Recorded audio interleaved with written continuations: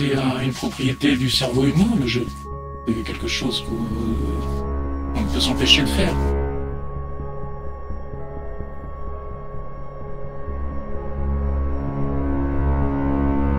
Mechanicula, c'est un projet qui est né de mes lectures, avec tout cet engouement pour le steampunk aussi.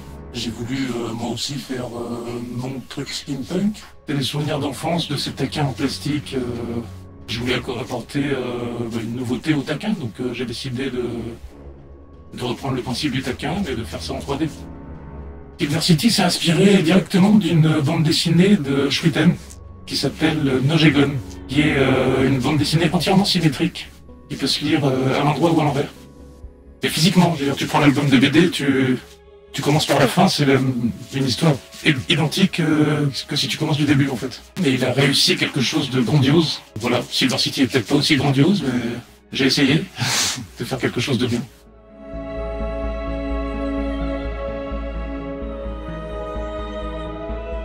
Archet, ça a été créé juste après Mechanicula. Il y a la même esthétique. À l'époque, j'avais découvert le Yalta, le jeu d'échecs à 3 joueurs. Et on m'avait parlé d'un jeu d'échecs sphérique. J'ai voulu faire ma version du jeu d'échecs sphérique avant d'aller voir les autres en fait.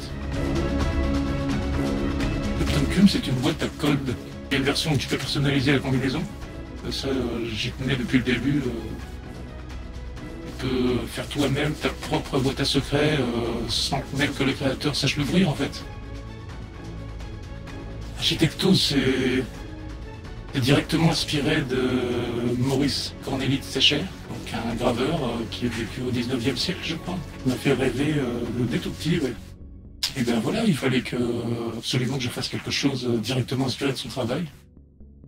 C'est une création qui est en cours actuellement. J'ai déjà plus de 200 heures de création sur Architecto. Je pense que ça va nécessiter encore la même chose, la même dose de travail.